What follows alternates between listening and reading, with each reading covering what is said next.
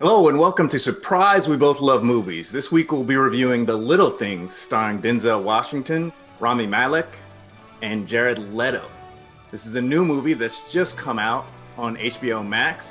Aaron, why don't you go ahead and tell our audience a little bit about this movie?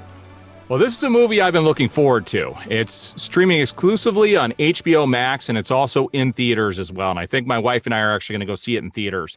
I took the opportunity to watch it on HBO Max this morning, and it is a movie where Denzel Washington plays a deputy in this town who's called to this other city after a murder has occurred.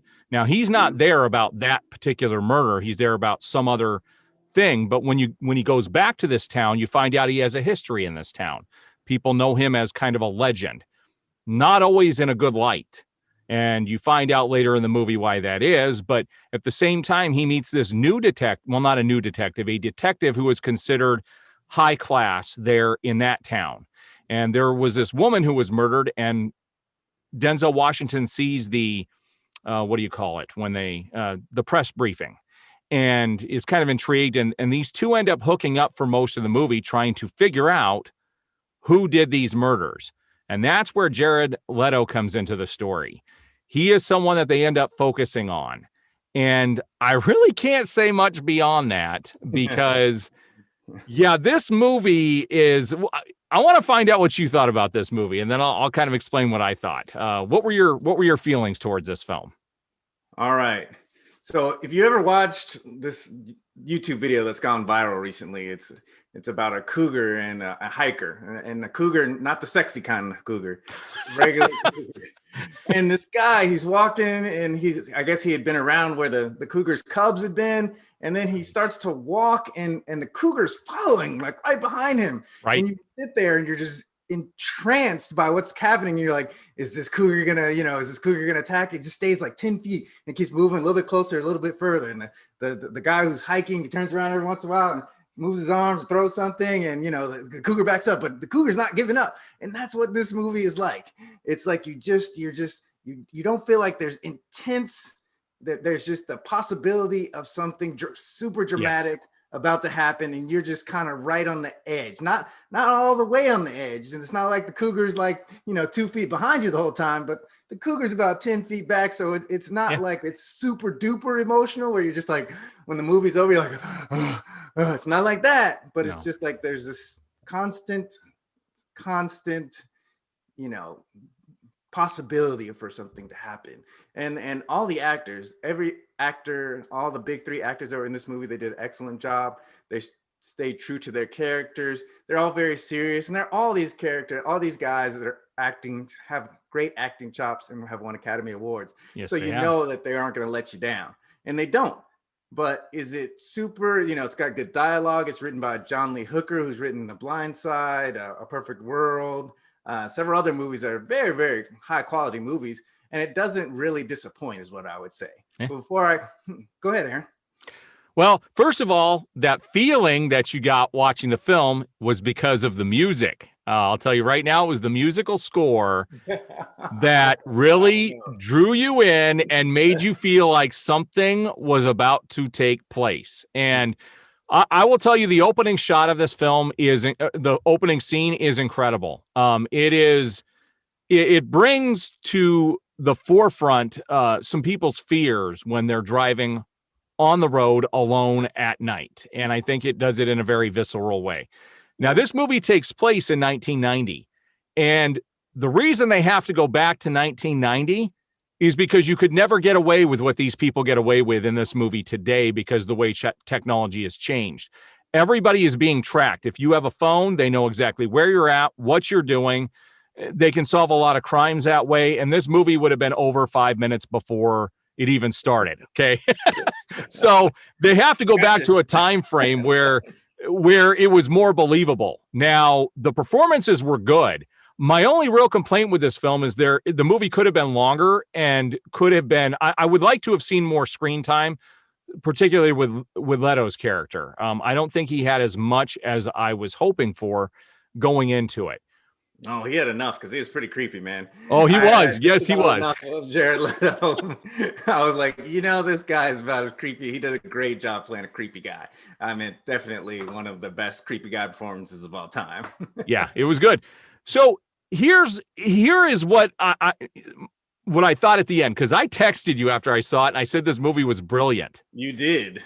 And I still stand by that. Like, this movie is really well done. It is going to make you think. And it does require more than one viewing. I actually did a video about the ending, explaining the ending of the film. Posted this, okay? Didn't do a movie review, but I just did a movie explaining the ending. And I said, don't watch this unless you've seen the movie. It's already had like 3,000 views. Okay. Everyone's talking about it because you're going to talk about this movie when it's done. And I can't get into it because it's going to give away part of the story, but pay very close attention to what's going on. That's all I'm going to say is pay very close attention. This movie has like 3 different endings. Where you think it's going to end takes it a little bit further and then a little bit further, which raises all these questions. Mm-hmm. And it's something that's going to require more viewings. There's no question about it. And I walked away we talked about the last couple of films we saw. I didn't feel satisfied. Yeah, I felt very satisfied watching this film. So what were your overall thoughts? And I want to know what your score was on this. All right. So overall, like I said, great performances. The music I wouldn't say stellar. I wouldn't say excellent, but I would say it was satisfying. It fit the mood of the film. Yes. And it's not something you're going to remember, or you're going to hear that music. You're going to be like, oh. No, you're not going to buy the score and listen to it over and over again. It's not going to happen. Right. But overall, like I said, I thought it was very good. I thought it was satisfying. I would have to give this movie an 8 as a movie. It was entertaining from beginning to end. It didn't let up. It wasn't too formulaic. It was original, but a little bit of, other movies that you've probably seen, you start to get the feel of, and then it changes direction a little bit. So you think you might know where things are going to go. Right. It kind of mixes it up a little bit.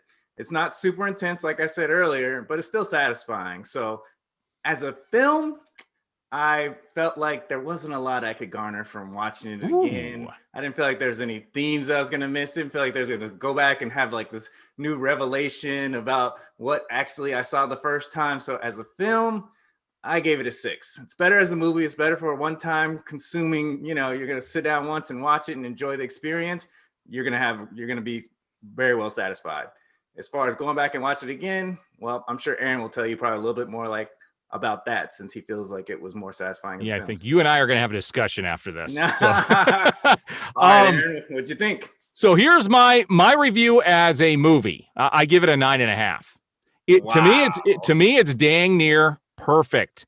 There is a lot that is open to interpretation. The more I've dug into this and read people's comments and thinking back about the movie, it's going to require more viewing. So I give it a 9.5 as a movie.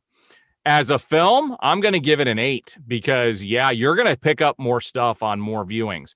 Is it meaningful? Like, is it something that's going to fulfill your life or give you some spiritual fulfillment? No, but it's going to make you want to study the film.